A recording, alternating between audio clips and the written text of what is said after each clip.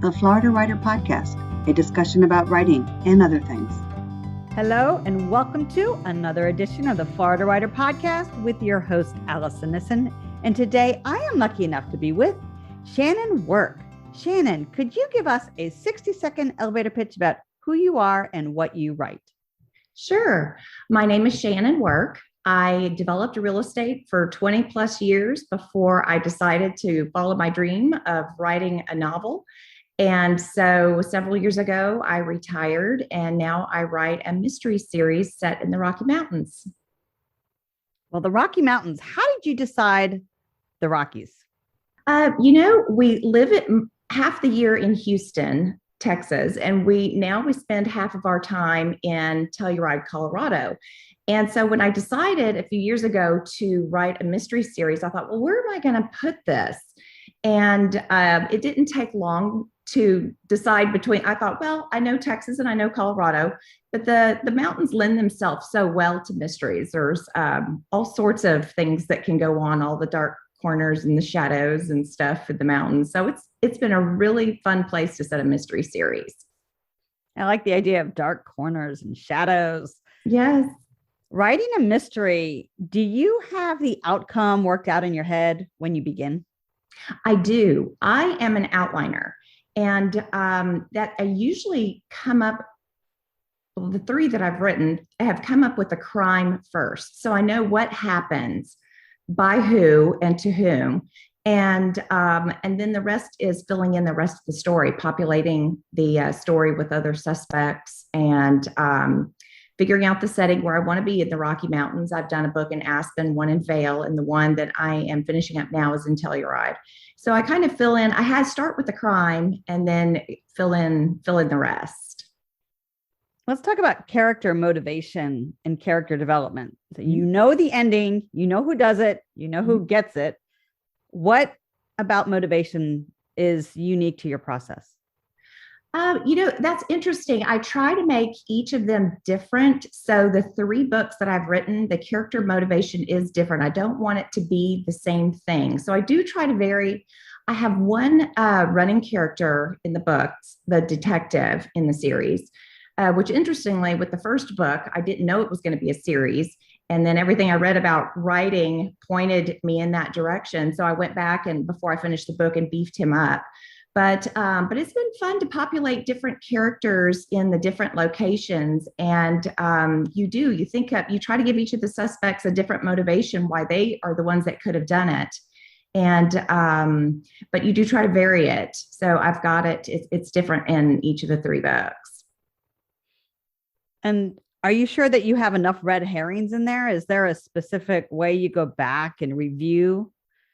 I do. One of the things I think about is when I am doing the characters and also the secondary characters, I try to give everybody motivation, a reason why they possibly could have done it.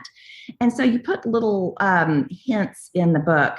And so you really try to get everybody guessing, okay, which one is the killer in the book. So that's a fun part, trying to make everybody look a little bit guilty, and you don't know to the end exactly who did it. Do you kill off the characters you hate?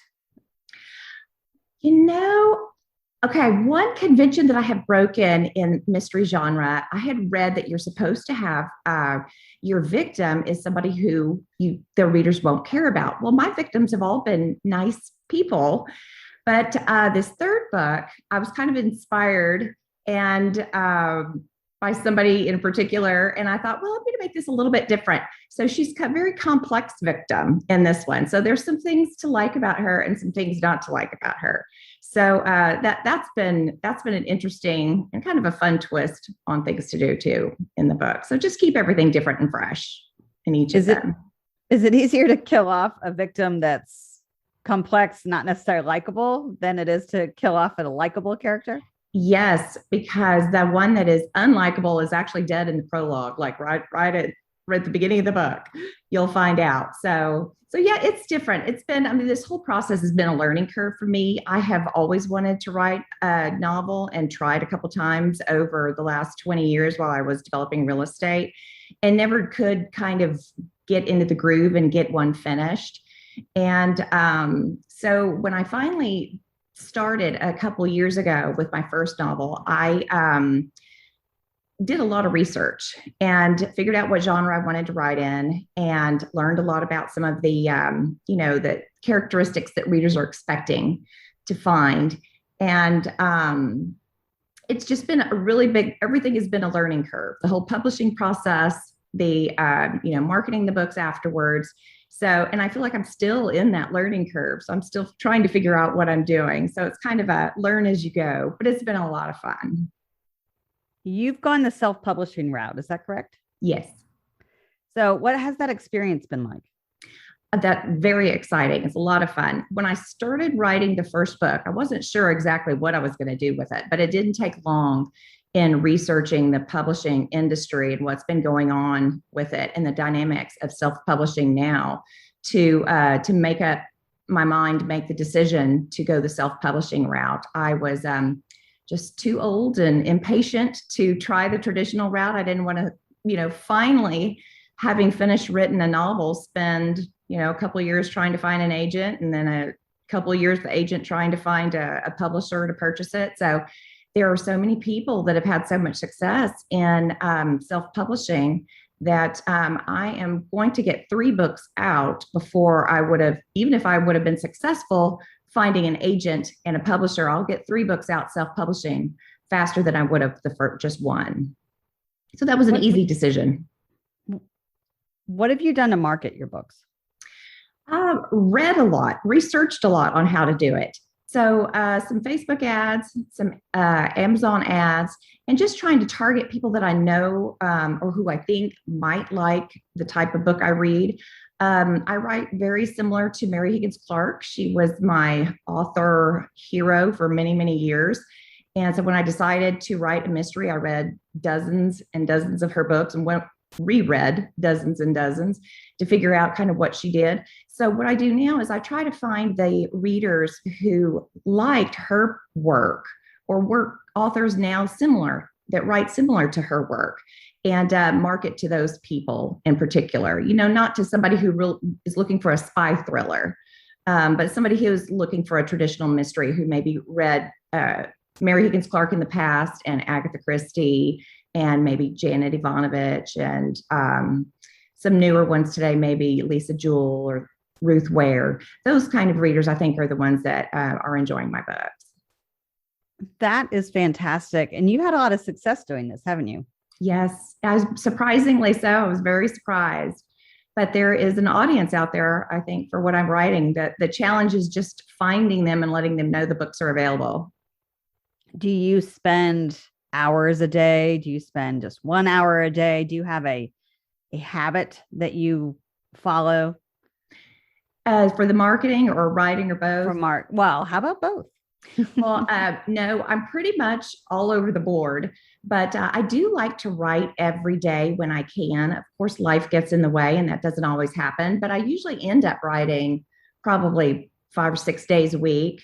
And when I'm kind of in a lull in the writing part, then I will kind of switch brain side of the brain and go and look into some of the marketing stuff. So that's another thing that's in my learning curve right now. I'm trying to figure out and kind of nail down what works best for me. So that's something that I'm still working on. But no, right now I don't have a set time that I get up in the morning and, maybe check emails or check marketing and then start writing. I'm still trying to feel my way around and figure all that out.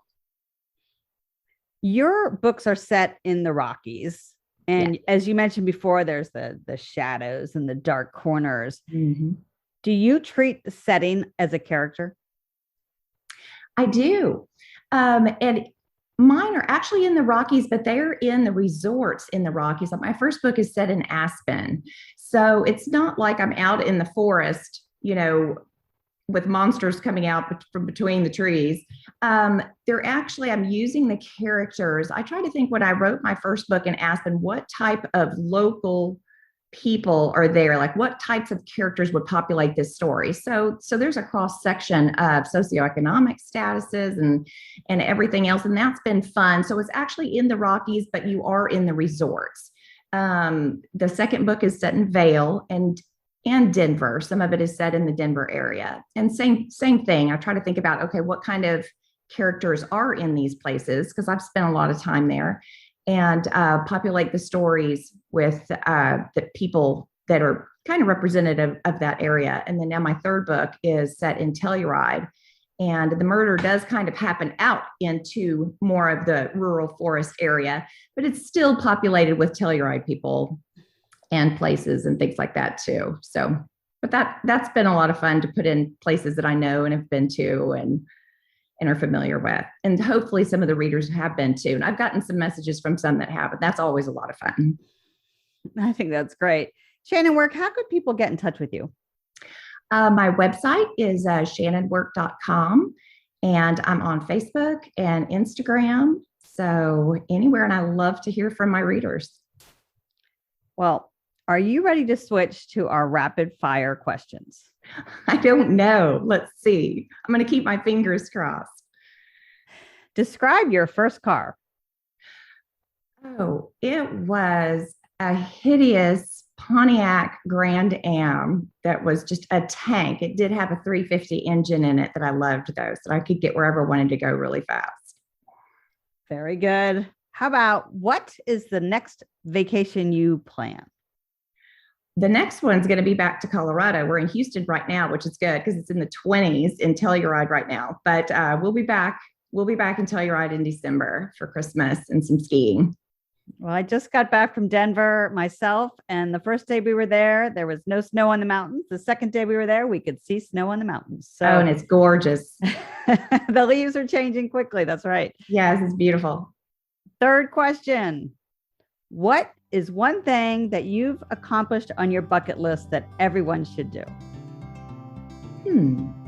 I think follow your dream. You know, my dream forever was to write a novel, and it took me decades before I did it, but it's never too late. Just keep that in your heart and keep at it. It's been a lot of fun. So never give up on that dream. Love it. Great advice. Thank you so much, Shannon, for stopping by. Thank you, Alison. I've really enjoyed this. Thank you.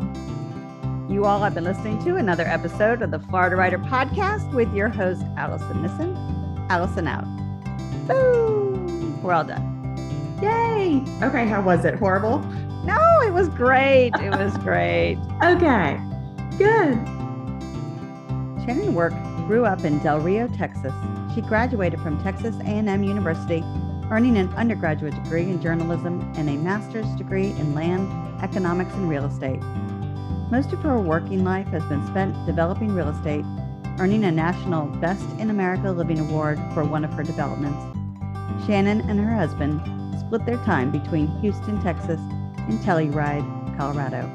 For more information about Shannon, visit her website at shannonwork.com.